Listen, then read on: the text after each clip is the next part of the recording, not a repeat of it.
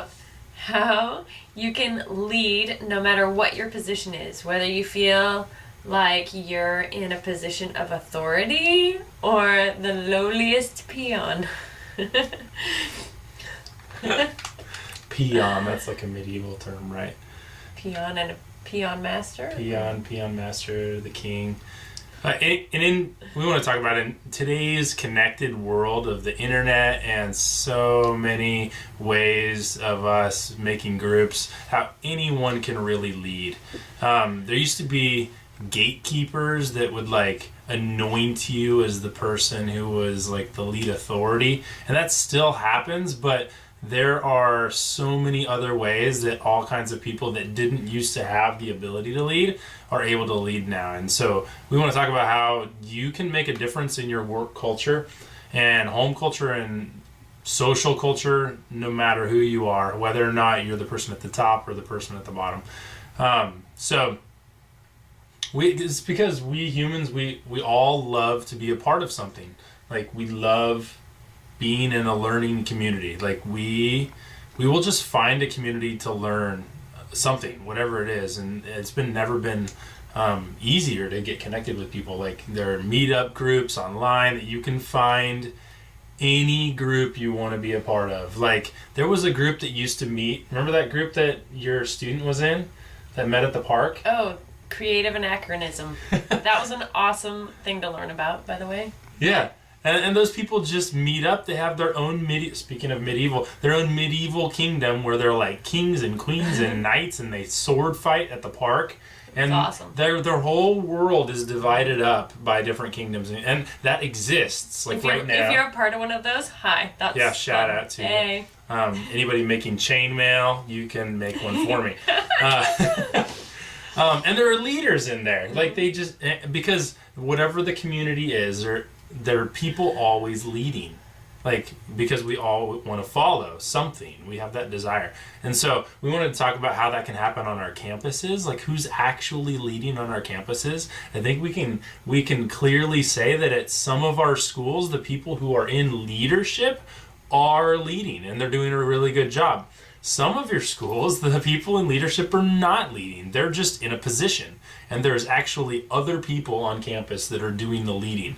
And some of that leading is positive, and some of that leading is negative. Some is from high positions, some is from lower positions, or people that don't even have a position, right?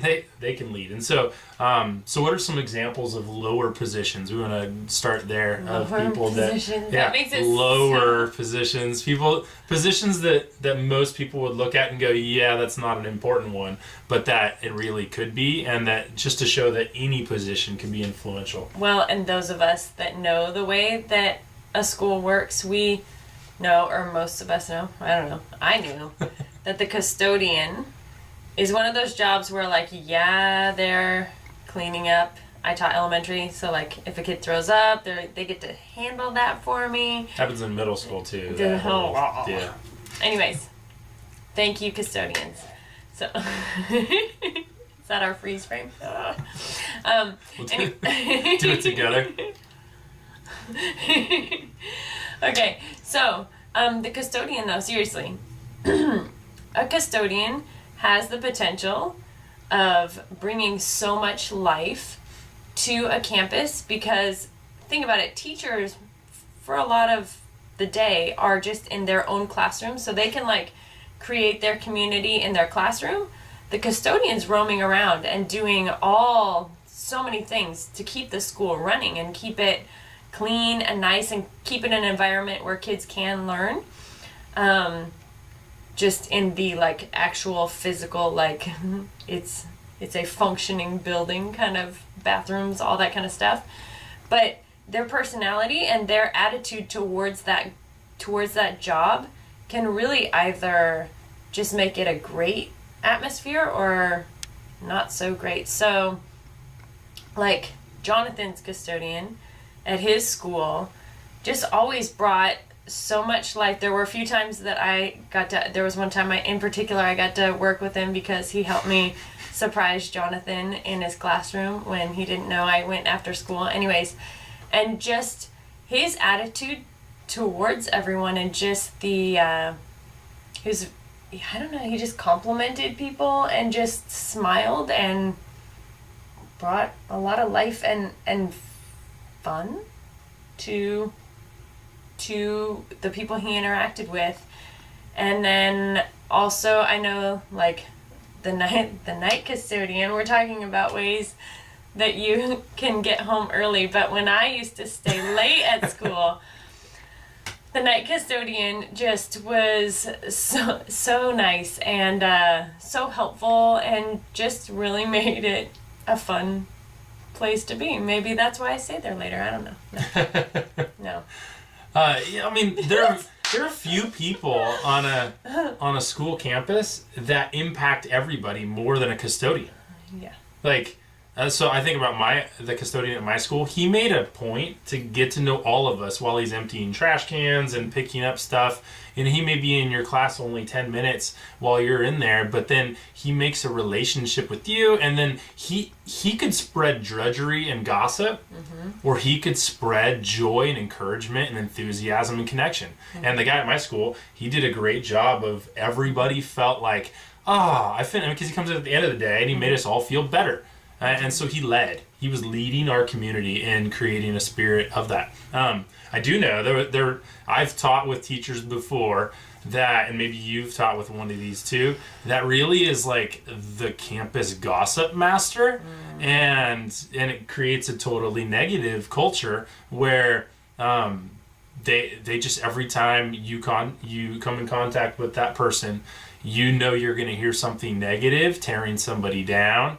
And those people, it's really hard to be around them, because you're afraid that anything you say or do will and should be used against you in a court of gossip. Should be? Not should. Could be used against you in a court of gossip. It creates an atmosphere of fear. Yeah, fear, and then it, like, when you finish talking with that person, it just rubs off on you, and then everybody that touches that person during the day goes off, and if they're not careful, starts to do that as well. And so they're not doing it purposefully, they're doing it they probably are doing it purposefully, but not like, I'm gonna go be a gossip and make everybody else a gossip, but they are purposefully, like, for some reason wanting to do that.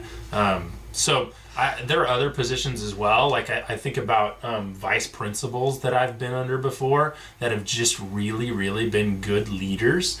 And I was lucky to teach under principals that were fantastic leaders as well. And so it was great to just you could see certain people that just led in their areas.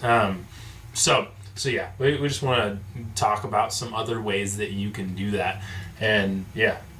So one of the ways that you can lead even from, like, a lower position is just to be excellent in what you do.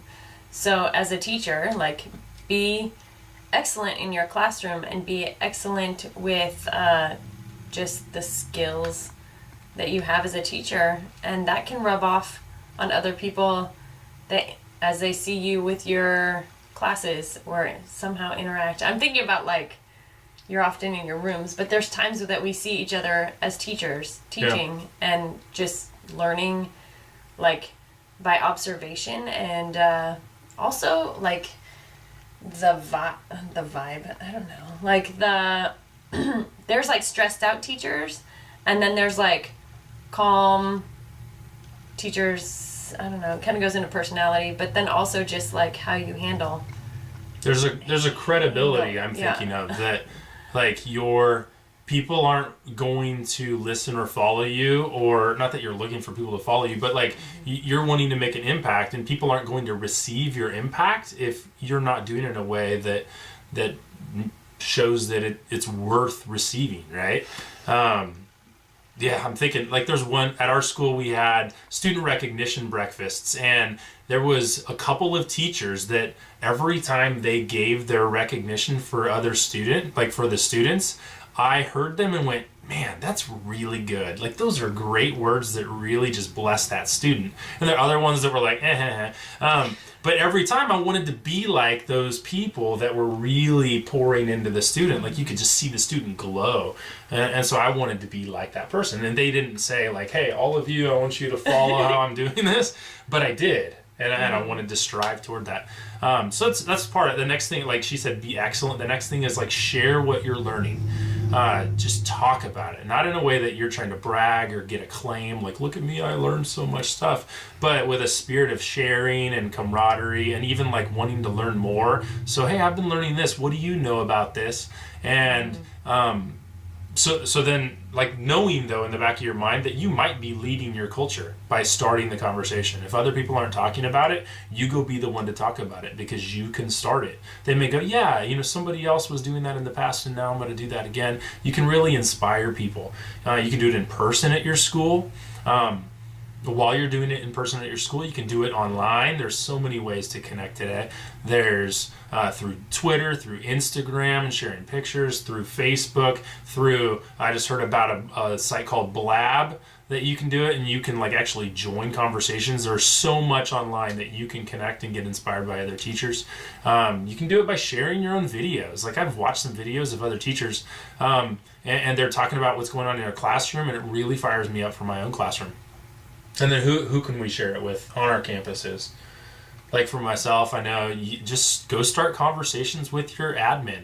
Like sometimes they may seem big and scary, but if you're actually going and willing to talk to them, my admin were so gracious and willing to listen to my crazy ideas. And then some teachers at your school, like think about the teachers that have open minds and are willing to think and share and collaborate, and then go and be a part of that conversation. You might even have students who you can talk to then inspire them to lead the other students. Like you can find those real influencers in your classroom and pour into them, and then they'll pour into and lead their own students.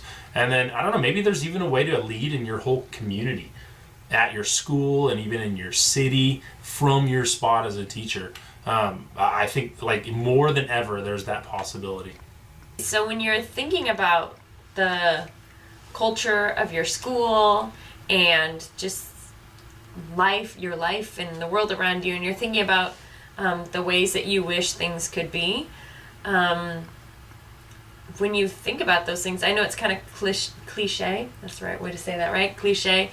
But be the change that you want to be in the world. So when you have those dreams and aspirations of what an environment or what like a school culture could be, and you might be thinking, I'm just in this position, how could I really change it? Don't let that hinder you.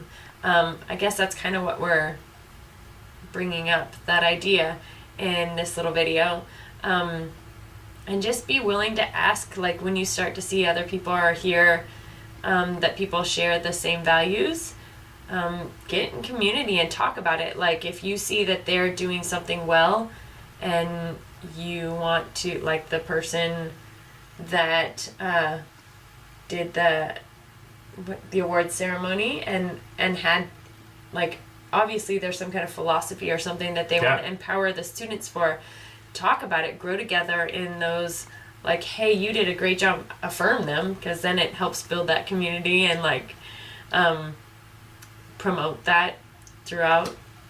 But just to grow together and like learn from each other. Yeah, so I think to summarize it, whatever the idea is in whatever part of your culture that you see that and you go, man, I wish this was like that. Mm-hmm. Or I wish this would change. How come this doesn't change? Or maybe you've even said, how come nobody's doing anything about this? Maybe that's because you have the idea. You don't have to wait for some leader. Like you don't even have to see yourself as a leader. You just go embody it. You just go do it. Like start doing it, embody it, then show it.